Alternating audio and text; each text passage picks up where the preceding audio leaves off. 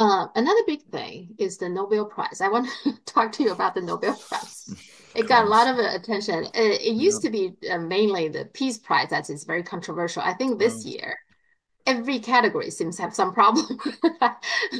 So let's start with the physics and chemistry. So Jeffrey Hinton, I think that's his name, is one of the mm, physical prize mm, winner. So he is a computer scientist. He's not a physicist.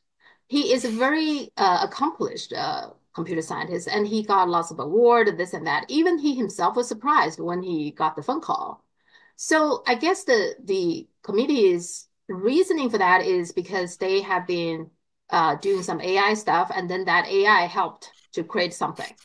And the mm, same thing with chemistry. Chemistry downright just give two of the winners. They are Google engineers, so they are mm, definitively not chemists. mm, So again, it's a AI something they did in the AI sphere that created something.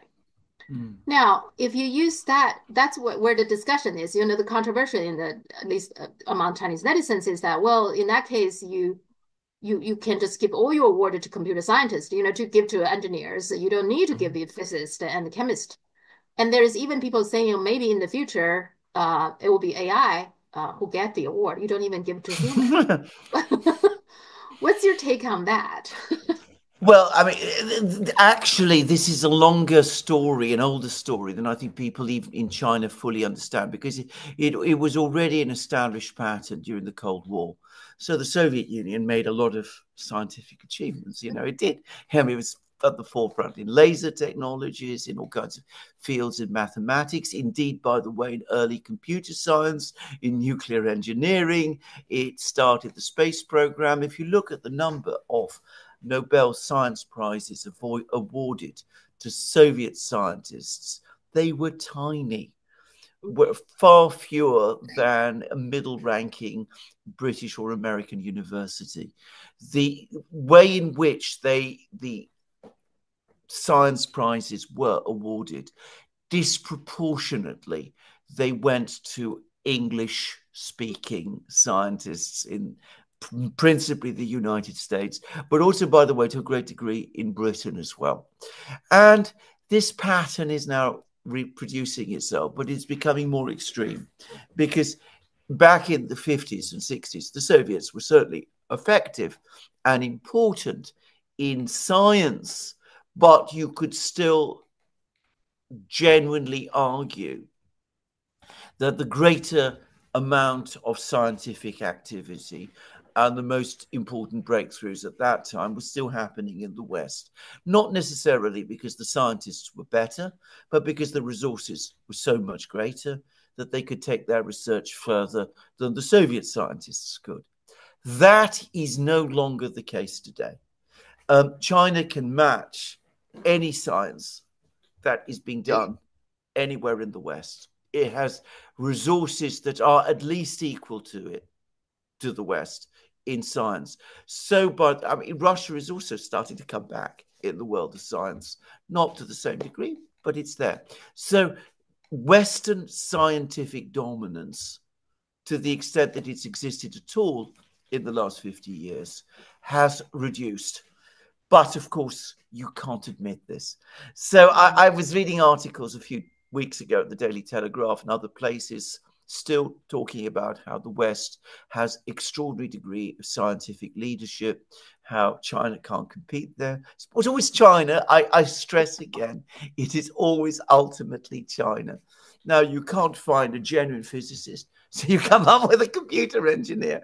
You can't find a genuine chemist, you say you come up with another computer engineer. You say, well, it's all to do with AI, but then of course you could have other prizes for that too. As I said, AI ultimately is part of the world of computing. Of Yeah. course, the Chinese are pretty good at AI as well, but you know all of that. So the point is, it's a little bit like the Olympic Games. Uh-huh. America must always win. If it Yeah. can't win in the accepted, known sports, well, you just go on adding more sports so that they can continue to you can continue to win, and you can use all kinds of other mechanisms to make sure that come out top of the tables as well. It's exactly the same thing.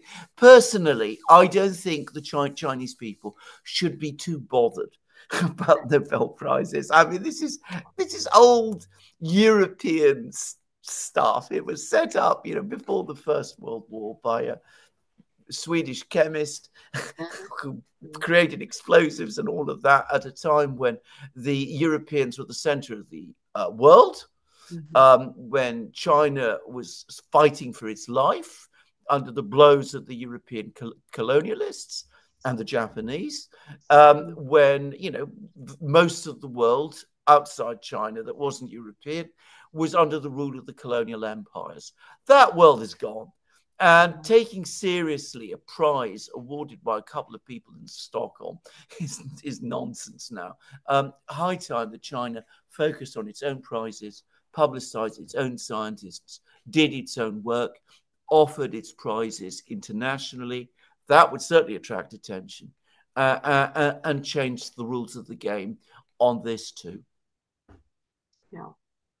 Yeah, it's a we always know that the Peace Prize is very political, and then later I think the literature is also become more and more political, and now it seems like a physics, chemistry, it's just all the categories. It seems absolutely. I mean, it's always been so. I mean, again, going back to the 50s, the Americans got their hands on Boris Pasternak's manuscript of Dr. Zhivago.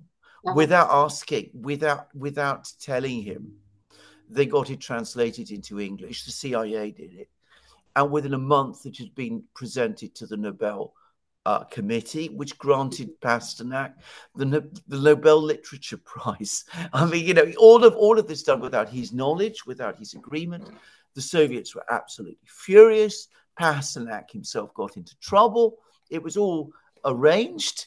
And again, what it showed was who really runs the Nobel Prize. And that was in the 50s, mind. I mean, it's the control has, if anything, increased even further since then. And as you say, it's all political. All of it is politics now. Nothing happens without that kind of interference, which is really so sad because,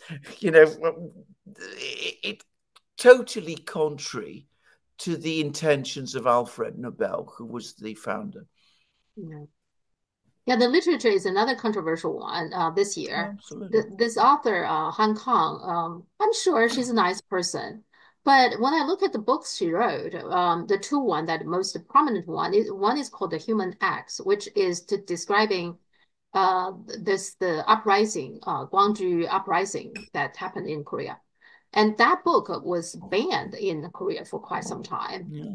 Now, the book was talking about the survivors of those people of that uprising. She was talking about, like, I saw an interview that she has was like 11% of the people who survived that they committed suicide, which is much higher suicide rate than the general public. She's in the book is talking about the trauma, etc. I'm sure it's a good book, but again, it's also a book that is controversial in South Korea. Okay, so they have to find a book that is political, that is controversial. They cannot find any other thing that can be just purely literature, nice literature. I mean, I can find plenty of Chinese authors that wrote, beautiful books and etc. But they have to find somebody who's controversial. And then The Vegetarian is another book that she wrote. Even more, I find very strange. It's about somebody who had many days of horrible dreams and then decided one day she wanted to be a vegetarian. And then because of that, she got isolated by her surroundings. Everybody thought she was strange. I'm not even sure it's true. I think vegetarian in China, in the people that I thought, mainland in Taiwan, I know a bunch of vegetarians. Malaysia, Indonesia, of course, a lot of Indians. I don't see anybody get isolated by their family for being vegetarian. So it's simply not true. And yet that book, very weird book, also very controversial by a lot of Koreans for various reasons. So an author like that got the award. Isn't that very strange? Well, it's very strange. And I mean, the fact that China's not received more Nobel prizes Hmm. for literature. Given, I mean, anybody. I mean, I'm not familiar with Chinese literature. My wife is a bit more than me. I mean, modern Chinese literature, but I know that it exists in huge quantities, and a lot of it is absolutely outstanding.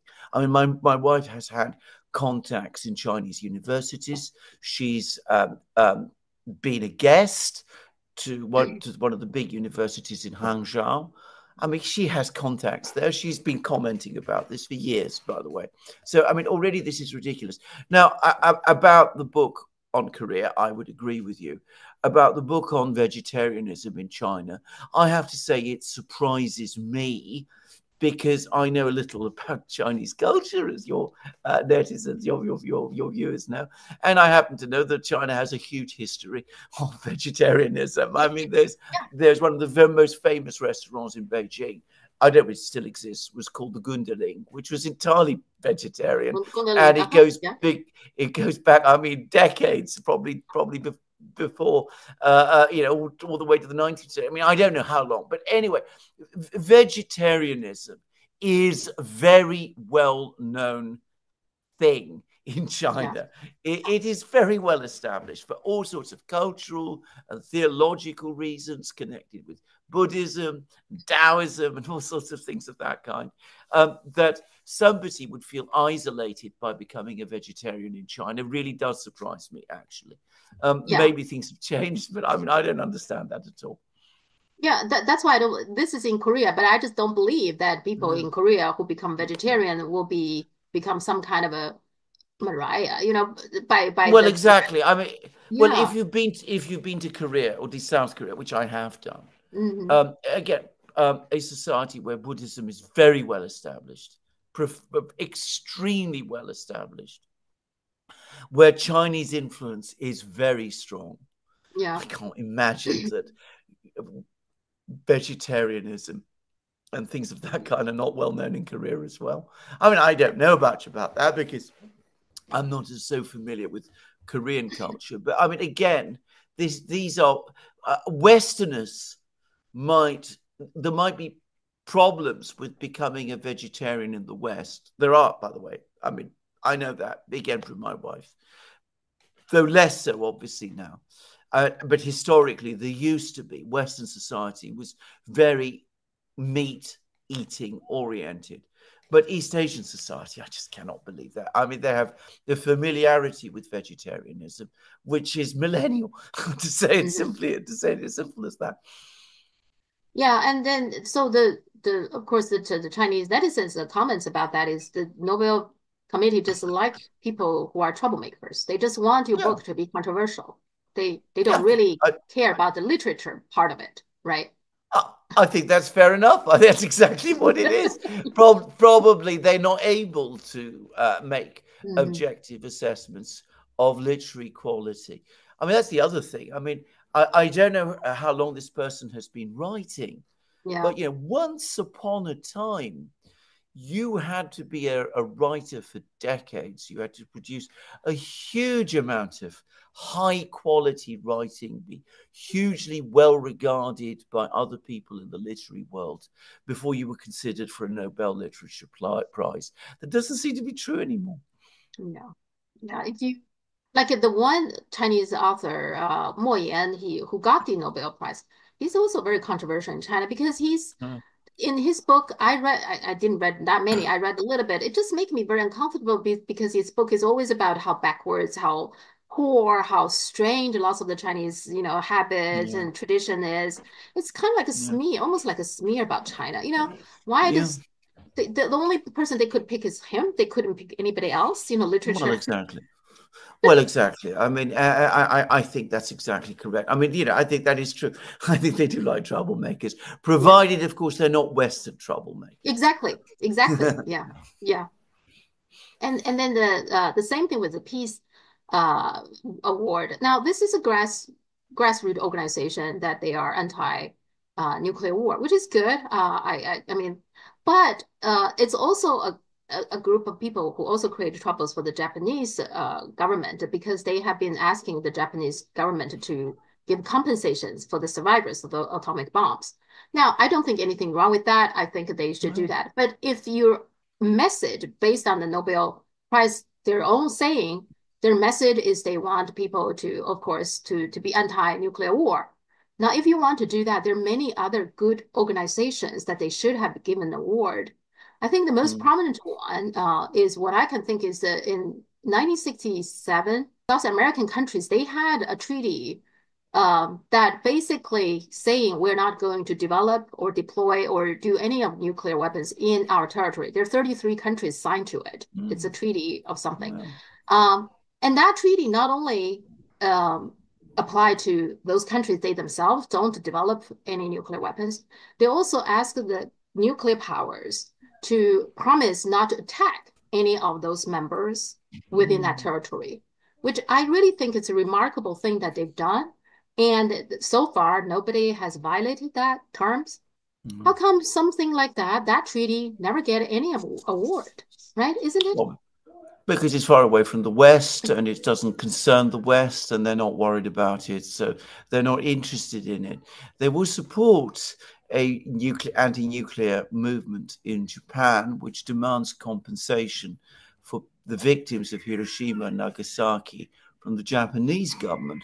Would they do so if it was demanding compensation for the survivors from the American government, which was, after all, the government that actually dropped the bombs?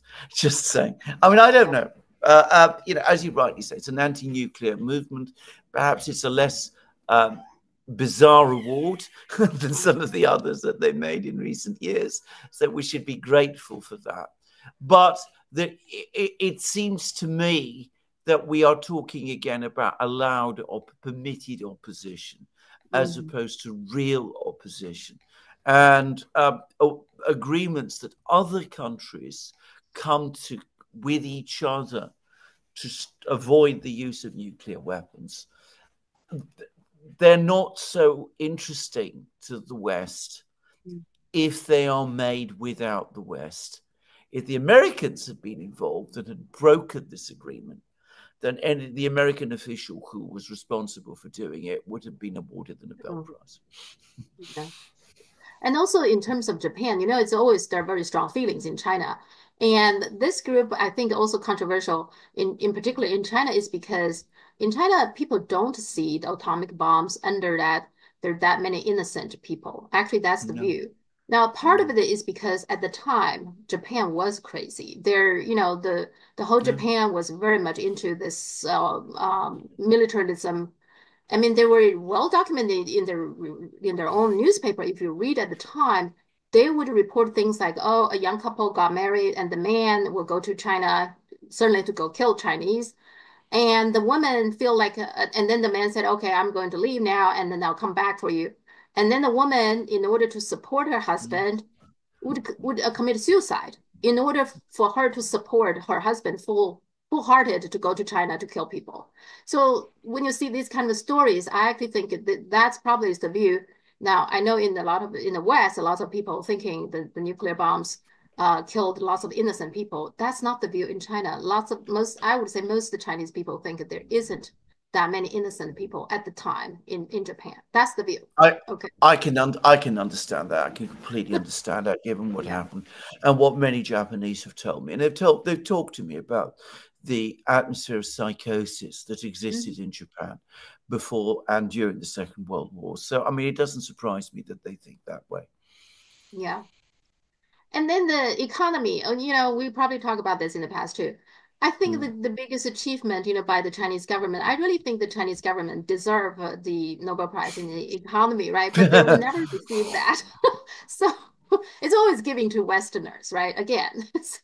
Of course, absolutely. I cannot imagine any Chinese economist, especially if he's an economist who works in one of the central planning agencies, being awarded a Nobel Prize. That's inconceivable. All kinds of theoretical economists who, discuss all sorts of, what the effect on money is of this kind of derivative. Those sort of people get prizes, but real economists who actually make hundreds of millions of people, poor people, into rich people. Obviously, you don't talk about them, especially if they're in China. After all, we all know that the reason China became rich was because it stole everything from the US. That's the narrative that you want to promote at the moment. And I think, the China within the Chinese government, there are poverty alleviation, agencies. There are agencies Yeah. so focus is for that. Yeah. I do think they do great job. It's not just a good economic model that you can learn, but also I think it's good for peace, isn't it? Making people lifting people out of poverty. I think it's good for peace. Don't you It agree? is the most important and best thing for peace. Mm. Mahatma Gandhi once said that the greatest violence is poverty. I Yeah. mean, and I think he was absolutely right. A government that prioritizes the ending of poverty is by definition a good government which has secured peace and fought violence. But, that is, as many people in the West would say, an East Asian point of view.